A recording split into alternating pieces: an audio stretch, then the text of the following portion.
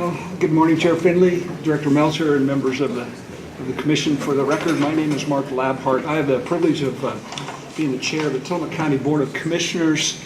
I'm also on the Association of Oregon Counties Board of Directors and their Legislative Committee. But the reason I'm here today is I'm the chair of the House Bill 2402 Task Force.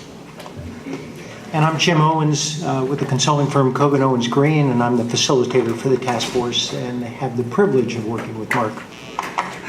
So before I actually start, I want to recognize and thank a member of your staff that has been extremely helpful to us, and that's Roger Furman, who's in the back of the room. He has been a critical part of our executive committee, helping us with data, answering questions that we have of staff, budget questions, those kind of things. Roger has just been an outstanding help, and I just want to personally recognize him in front of the commission. You also, I understand, have a handout. Hopefully you've got that in front of you. We're just going to summarize the House Bill 2402 Task Force, where we are to date. There's more detail in the handout that you have before us. The handout covers what is the task force, what is the task force charged to do, what is alternative sustainable funding that's needed, what is the status of the task force work, what assumptions has the task force made, what funding options are we currently considering, what input is the task force seeking at this time, how do we get more information, and a summary of a public opinion survey that was conducted by the legislative task force. So that goes into more detail than we're going to go into today.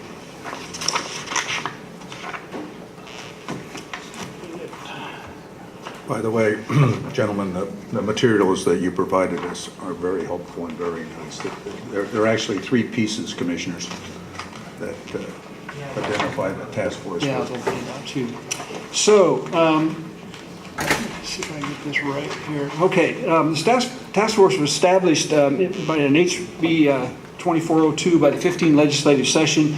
Probably a group of people in the back of this room that are watching us today were instrumental in helping to make sure that that bill did pass.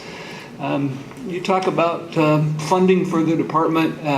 What we're here for is to look at long-term sustainable funding for the department. That's what we're all about. That's the main purpose of our charge, is to look at, from the legislature, was to look at long-term sustainable funding. We were appointed by the governor. We were supported by fishing, hunting, conservation groups.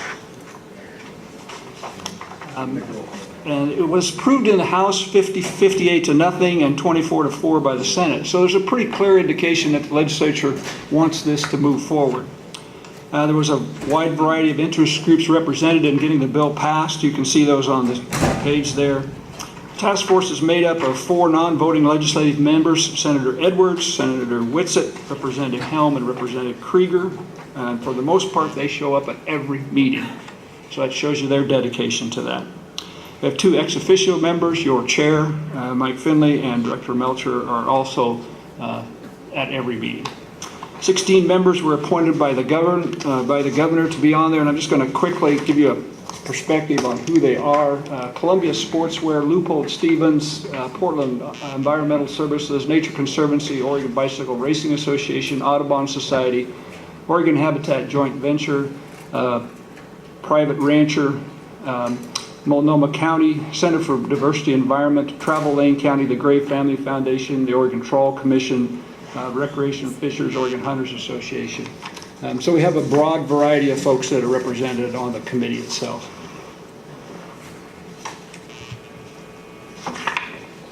So our charge, we have 3 main charges. And the first one is, I consider, the most important. That is to identify and recommend potential alternative sustainable funding sources for ODF&W for the long term.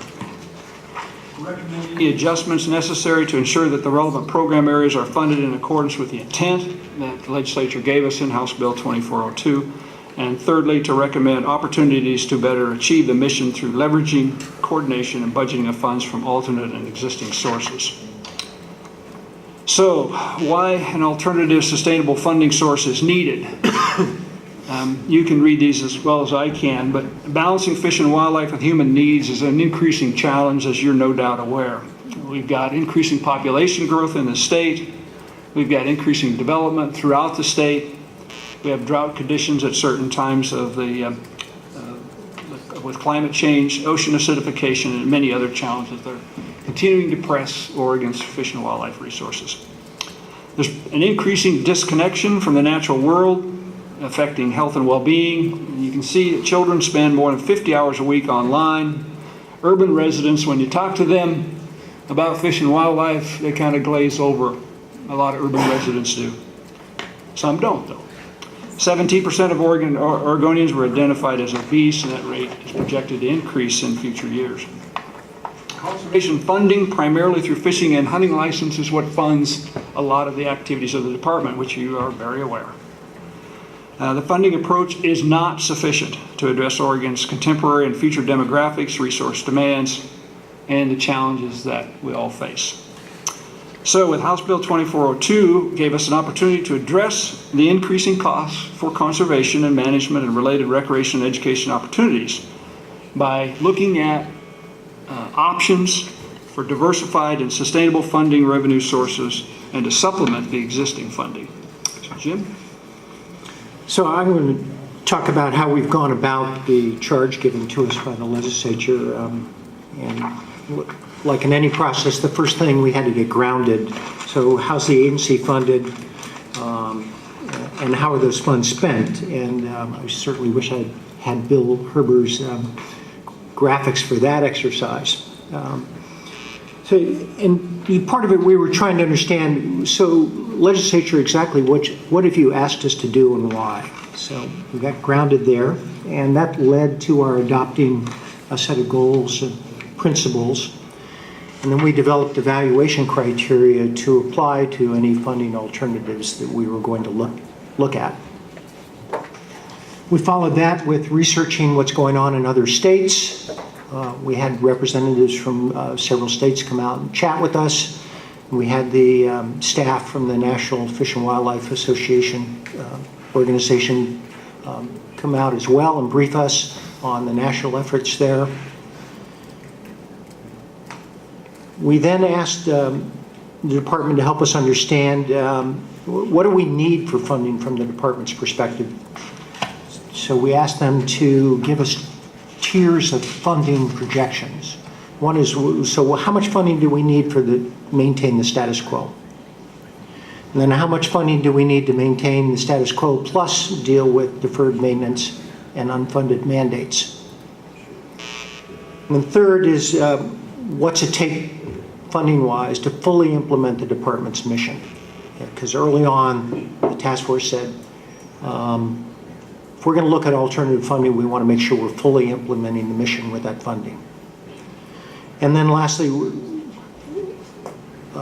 from a branding and marketing perspective, what kind of funding would be needed? That then led into our looking at what are the funding options out there that would help us start meeting those funding objectives. And we identified over 40 potential funding options. Running them through our evaluation criteria, we reduced that down to 15, then to 8, then to, as Mark will explain in a minute, we are looking at 2 primary funding options with several options, 2 funding scenarios with several options. And Mark will run through those with you in a second. Most recently, we've been using 2 work groups. We charged each work group to define specific funding objectives. If we had this money, exactly how would we spend it? Which of those funding options we've worked down to best meet the objectives? How do we, what are the outcomes and measures we should apply to make sure that we are meeting the funding objectives? And then we've also looked at potential program adjustments and leveraging partnership opportunities. So we've had 2 work groups, one on conservation opportunities. And that work group right out of the chute said, well, from a conservation mission perspective, we have the Oregon Conservation Strategy and the Nearshore Strategy. That's it. That's what we should be implementing with any funding we're able to obtain. So So they adopted that as the objective for funding for conservation. They are looking at the feasibility of shifting some of the current conservation efforts off of license dollars and fees and off the federal excise taxes through these alternative funding sources. And then they have been looking at how we leverage funds with existing alternative sources to better achieve the conservation mission generally. Our second group, Connecting Oregonians with Natural Resources and the Outdoors, has really been charged with how do we bring more folks into the tent. If we're going to ask for more money, we need to make sure that everyone who uses the state's resources is part of that conversation and understands the benefits. So they've been looking at how we expand engagement and education, especially for underrepresented communities. Where can we partner? And really kind of the strategy to implement the conservation mission.